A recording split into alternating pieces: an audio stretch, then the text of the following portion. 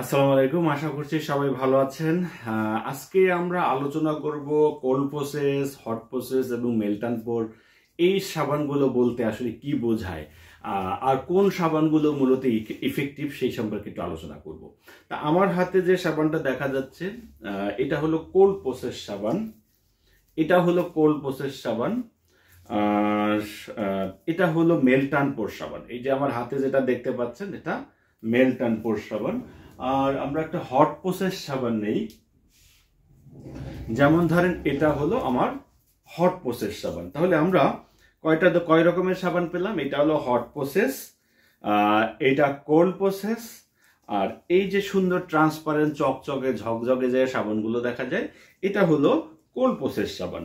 তো আমরা মূলত তিন ধরনের সাবানগুলো নিয়েই কাজ করি, অর্থাৎ স্টাডি করি, পড়াশোনা করি, জানার চেষ্টা করি, এক্সপেরিমেন্ট করি। তো এবং যদিও আমাদের এখানে আমরা কোল্ড প্রসেস সাবানের প্রশিক্ষণ দিয়ে থাকি, যদি ভুল না করে থাকি বাংলাদেশে একমাত্রই আমরা অ্যাডভান্স লেভেলের কোল্ড প্রসেস সোপ মেকিংটা শিখিয়ে থাকি, যেখানে আমরা কোনো রেসিপি ভিত্তিক না, এখানে আমরা চেষ্টা করি যে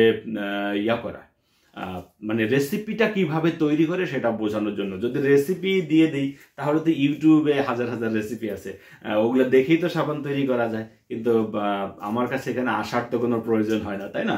তো এই জন্য আমরা চেষ্টা করি হলো যে ব্যাখ্যা সহকারে শেখানোর, যে কিভাবে কি হয় না হয় এই বিষয়গুলো আমাদের এই কোর্সের মধ্যে আমরা শিখিয়ে থাকি। তো এখন যে বিষয়টা হলো কোল্ড প্রসেস এবং হট প্রসেসের এই বা মেল্ট পোর বিষয়টা কি, আমরা সবার আগে মেল্ট পোর নিয়ে কথা বলি। আর আরেকটা হলো একটা জাফরান সাবান দাও তো এখান থেকে। তো জাফরান সাবানটা একটু দেখাই, যেটা আমাদের সমাজে এক ধরনের ভাইরাল সাবান বলা যায়। এইটা হলো সেই জাফরান সাবান। আপনারা কিন্তু ফেসবুকে পেজ খুললেই বা ফেসবুক ওপেন করলেই কিন্তু এই সাবানগুলো দেখতে পান, তাই না? বিভিন্ন ধরনের বিজ্ঞাপন আসে। যদিও আমার হাতে যে সাবানটা আছে এটা হলো অরিজিনাল স্যাফরন গোট মিল্ক সাবান। অনেকে বলে যে মানে আমি মাঝে মাঝে মজা করে বলি যে বাংলাদেশে যদি কারো কাছে অরিজিনাল স্যাফরন গোট মিল্ক সাবান থেকে থাকে সেটা আমার কাছে আছে, কারণ এটার মধ্যে গোট মিল্কটা ম্যানেজ করতে যে কি কষ্ট হয় সেটা আমি জানি। এটা অরিজিনাল কাঁচা দুধ থেকে তৈরি। এখানে যে কালারটা দেখতে পাচ্ছেন এখানে কোনো কালার নাই, এটা হলো জাফরান থেকে কালারটা হলুদ হয়েছে। আর অন্যদিকে উপরে যে জাফরানটা দেখতে পাচ্ছেন এটা কিন্তু আমার মানে ইরানি জাফরান দেওয়া এখানে, হ্যাঁ, অরিজিনাল ইরানি জাফরান। তো সেক্ষেত্রে মাঝে মাঝে এটাই বলি যে বাংলাদেশে যদি কারো কাছে অরিজিনাল স্যাফরন গোট মিল্ক সাবান থেকে থাকে সেটা আমার কাছে আছে। আচ্ছা, যাই হোক, এটা মজার ছলে বলি, এটা সিরিয়াসলি নেওয়ার কিছু নাই। অনেকেই হয়তো বা ভালো সাবান বাংলাদেশে তৈরি করে। আচ্ছা, এখন এই সাবানগুলো হচ্ছে মেল্ট অ্যান্ড পোর সাবান। মেল্ট অ্যান্ড পোর সাবানগুলোর বিষয়টা হলো আলাদা একটা সোপ বেস, অর্থাৎ প্রি বিল্ড কোনো একটা সাবান, অর্থাৎ কোনো একটা সাবান আগে থেকে তৈরি করে রাখা হয়। ওটা 15 দিন 20 দিন বা 1 মাস কিউরিং করে একদম ফুললি নিউট্রাল করে সাবান ওই বেসটাকে রেখে দেওয়া হয়। ওই বেসটাকে রাখার পর ওই বেসটা হচ্ছে পরবর্তীতে মোমের মতো কাজ করে। যেমন আগুনে যদি হিট দেই তখন কিন্তু এই হিটে ওইটা গলে যায়। যখন ওটা গলে যায় তখন এইটার ভিতরে বিভিন্ন রকমের হার্বাল ইনগ্রেডিয়েন্টস অ্যাড করে এই সাবানগুলো তৈরি করা হয়। যেমন একটা হলো আপনার জাফরান গোট মিল্ক সাবান, আর একটা হলো ট্রান্সপারেন্ট সাবান। দেখেন এগুলো যেহেতু ট্রান্সপারেন্ট, এগুলো হচ্ছে ওই দুইটা ভাবে করা যায়। একটা ট্রান্সপারেন্টও করা যায়, আবার অন্যদিকে কিন্তু আবার সুন্দর এভাবেও করা যায়। মানে দুই রকম, একটা গ্লিসারিন সোপ বেস, অন্যটা হলো গোট মিল্ক সোপ বেস। তো যাই হোক, এখন এই বেসগুলো দিয়ে মূলত এই মেল্ট অ্যান্ড পোর সাবানগুলো তৈরি করে। মেল্ট মানে হচ্ছে গলানো, আর পোর মানে হচ্ছে ঢালা, অর্থাৎ মেল্ট অ্যান্ড পোর মানে গলাও এবং ঢালো। এখানে আসলে বিশেষ কোনো এক্সপেরিমেন্ট বা এক্সপিরিয়েন্সের দরকার হয় না। বাজার থেকে স্যাফরন গোট মিল্ক বা যে কোনো বেসগুলো কিনে আনবে, বাসায় এটা গলাবে, সাবান হয়ে যাবে বিভিন্ন ন্যাচারাল উপাদান অ্যাড করে। এটা হলো মেল্ট অ্যান্ড পোর সাবানগুলো। অন্যদিকে হলো হট প্রসেস সাবান, যেটাকে আমরা এতক্ষণ বলেছি।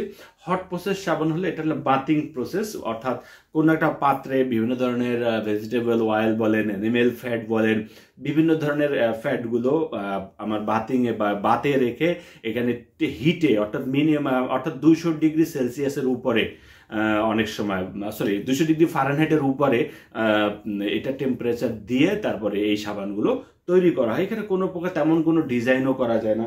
আর এখানে অন্য কোনো এই সাবানগুলো তো মেল্ট অ্যান্ড পোরও তেমন কোনো ডিজাইন এটা করা যায় না। এখানে আমরা যেটা মনে করি যে সাবানের অয়েলের প্রপার্টিগুলো এখানে বেশিরভাগ সময় এখানে নষ্ট হয়ে যায়। আর অন্যদিকে এই ধরনের সাবানগুলোতে সাধারণত সুপারফ্যাট এটা ইউজ হয় না, কিন্তু যেখানে কোল্ড প্রসেসে কিন্তু সুপারফ্যাট ইউজ করা হয়, যে সুপারফ্যাটগুলো পরবর্তীতে আমাদের ত্বকের জন্য বেশ ভালো কাজ করে।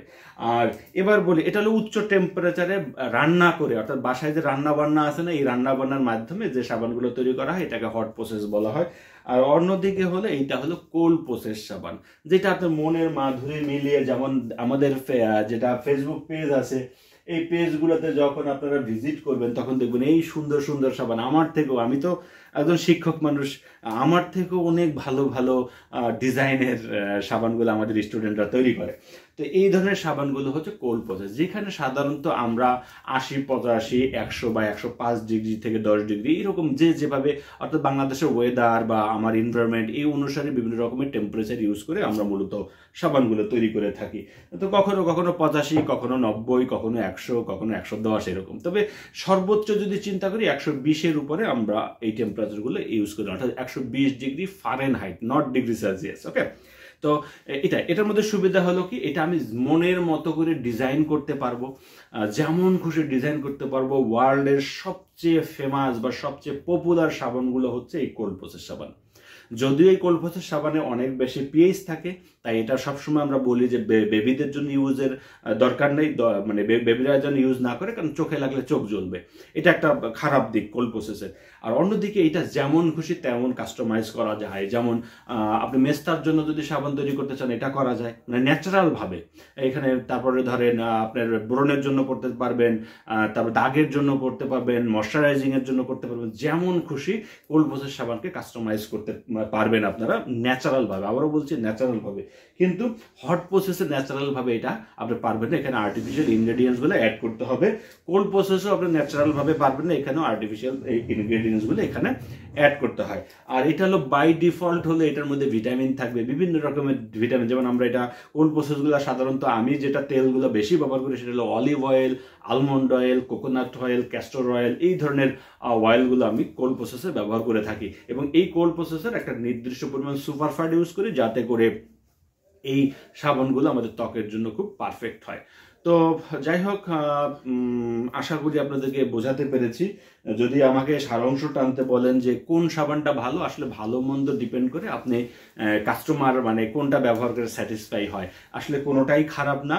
যদি চিন্তা করেন যে ফুললি ন্যাচারাল সাবান ব্যবহার করবেন, তাহলে অবশ্যই যারা এক্সপার্ট লেভেলের আছে, বাংলাদেশে তো আসলে এখন এক্সপার্টের অভাব নাই, যারা মূলত এক্সপার্ট সাবান নিয়ে অ্যানালাইসিস করে, তাদের কাছ থেকে প্রপার ফর্মুলা মেনটেন করে যে সাবানগুলো তৈরি হয় সেই সাবানগুলো ব্যবহার করবেন। অবশ্যই এগুলো প্রাকৃতিকভাবে আপনাকে উজ্জ্বল করবে, আপনাকে পরিষ্কার দেখাবে, আপনার ময়লা দূর করবে, ময়শ্চারাইজ রাখবে, আপনার ত্বকে আরাম দিবে, ভিটামিন দেবে। এগুলো এই কোল্ড প্রসেস সাবানের মাধ্যমে প্রাকৃতিকভাবে সম্ভব, যাতে করে কোনো প্রকার সাইড ইফেক্ট থাকে না। তো আশা করি বুঝতে পেরেছেন। আর বাকি সাবানগুলো ব্যবহার বন্ধ করে দিবেন তা কিন্তু না, এগুলোও ব্যবহার করা যাবে, তবে কোল্ড প্রসেসের মতো এইভাবে হাইলি কাস্টমাইজ ও বাকি দুইটা আইটেম হয়তো বা করা যাবে না প্রাকৃতিকভাবে। তো সবাই ভালো থাকবেন, সুস্থ থাকবেন, আবারও দেখা হবে নতুন কোনো ভিডিও নিয়ে। আল্লাহ হাফেজ।